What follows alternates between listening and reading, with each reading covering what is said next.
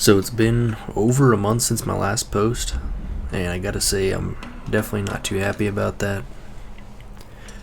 But, things kind of get in the way. A big thing has been motivation. This first little bit, the first 3 minutes of this video here, I planned on it being a whole video, but then I just got discouraged by the fact that I only had enough footage for 3 minutes.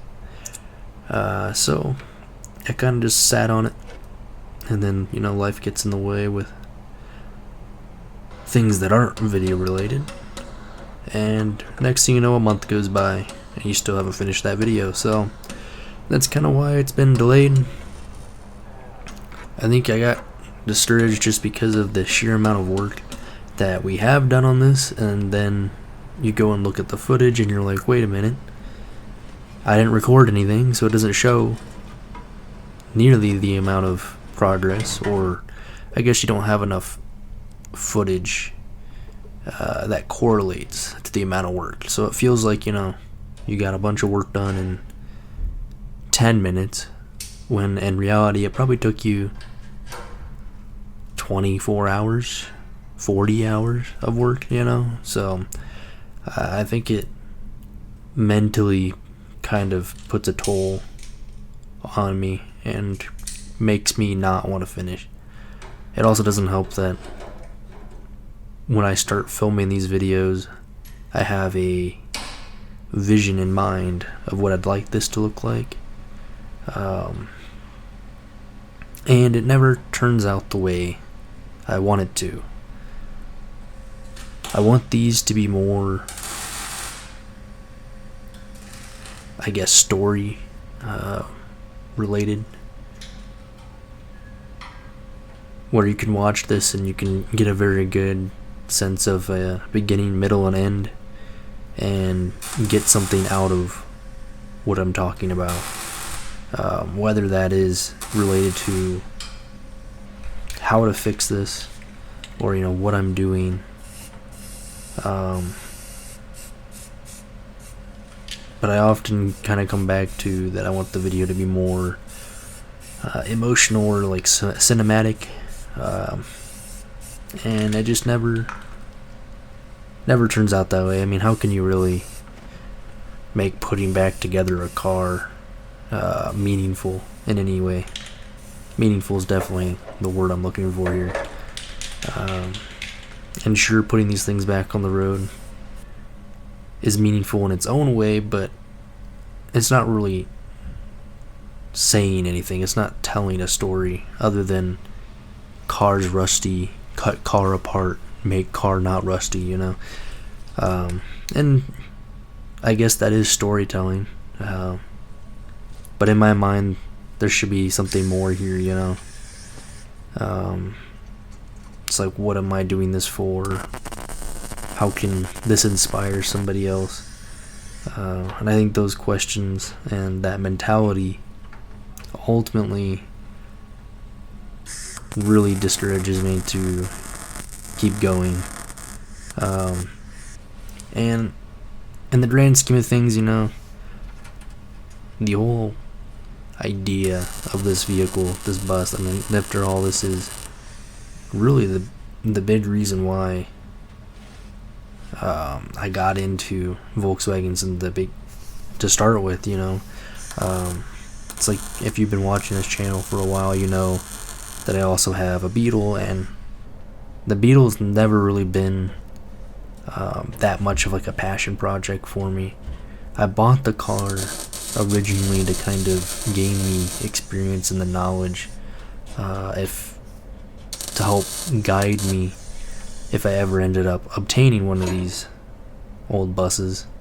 And I never planned on being able to buy one until maybe 10 years down the road, and here we are. I bought the Beetle, and about a year later I was able to pick up a bus. And obviously I haven't finished the Beetle. I still plan to. I don't want to not finish a project that we started.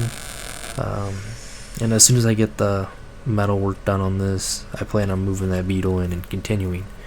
But it was merely just a tool to kind of build confidence and gain the knowledge to be able to work on this, because the goal has always been this bus. And really, not that anybody on this channel follows me on Instagram or my multiple accounts on Instagram, but mainly my main hobby is photography, and the bus has always been a dream of mine to be able to have and take 2 locations, to be able to get, I guess in my mind, better photos. But you don't need a cool vehicle to get better photos. But the idea of being able to drive this thing to wherever I want, be able to sleep in it, and then be able to wake up early at the trailhead and go hiking to go get whatever photo I have in mind, is just kind of a cool idea that I've always had kind of in the back of my head. I've always had it in my head even before I kind of got into that hobby. I grew up, I can't say I grew up, but most of my teenage years were filled with watching, I guess, van life content. And some people had these old buses. Of course, a lot of the people you see have Brazilian buses, and when you're younger, you don't really realize that that's what those are. And they're kind of harder to find in my area, so of course I don't have one. I've got a real bus, whatever you want to call a real bus. But so I would have been happy with one of those too. But it is cooler being able to restore like an actual original 70s bus. So, but I guess going back to the original point, I just need to set aside being able to make this cinematic masterpiece until this thing is able to get on the road and drive, and then we can really make the videos I want to make with this thing driving. And I'm sure most of you guys on this channel won't want to follow that content when that time comes, and that's probably gonna be a couple of years from now, and I'll probably end up making a different channel for all that, and this can sit here as an archive. But who knows where life takes all of us. That may never happen. We may continue to make automotive content on this channel. I've got a couple other vehicles that I could make videos on that aren't Volkswagens, but it's all relative to money, and it's a finite amount, so between working a full-time job and working side jobs in order to fund these projects, right now I mainly want to focus on this bus because it is the ultimate dream of mine for to be able to finish this. So the Beetle is definitely going to come back, hopefully sooner rather than later, but for right now it's taking the back burner.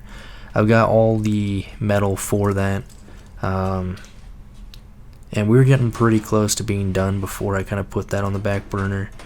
I didn't film most of it, but I did replace the driver's side heater channel, and then I have the passenger one, so I gotta cut that old one out and put that one in, and then I've got some 18 gauge steel to basically fabricate some of the pieces that you can't buy. That is just gonna help kind of finish it off. We got a couple pieces up on the wheel arches on the inside, kind of where that C-pillar is, and then we got right there, we got like a little patch piece to put behind the heater channels that's gonna get welded in there, and then that work's pretty much done, and we're ready to put that in primer and hopefully start kind of putting that thing back together. This bus is getting closer off camera. I will say the Beetle is definitely a lot easier, and I never really realized until I started this project how much easier it is. I kind of got discouraged, I think, especially because it's not a passion car for me, you know.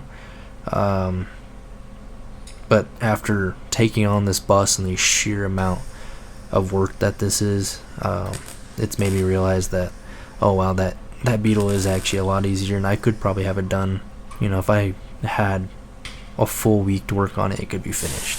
Not finished, but the metal could be finished. So the bus is getting closer. We almost have this driver's side done.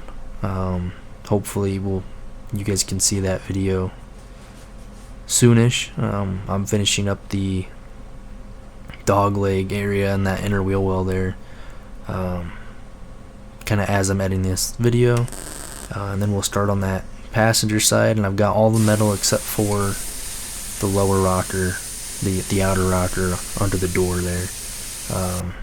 So that side's gonna make me nervous, just trying to keep that door gaps, the door slides and all that, and we got to be able to keep the that upper rocker, I think is what they call it, which is kind of like the door sill, if you guys are kind of familiar with these buses.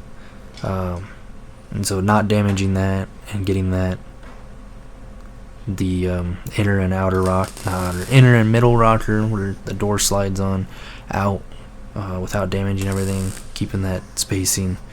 That's going to be an undertaking, and it's making me nervous, but hopefully we can do it. So I'm looking forward to the future here. Looking forward to 2025 now that we're in the new year, and hopefully we can finish this thing.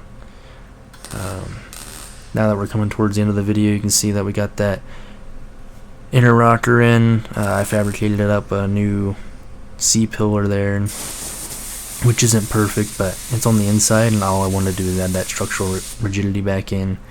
And then we slid this rear fender up in here. All we do is tack it in place here, just making sure that I got that seam correct on the back, and we do have quite a bit of a major gap here towards the front, but I don't think I filmed it, but off camera I got that taken care of with some filler rod, and here's that seam, and I'm pretty happy with how it turned out considering the cheap panels. Thanks for watching, guys.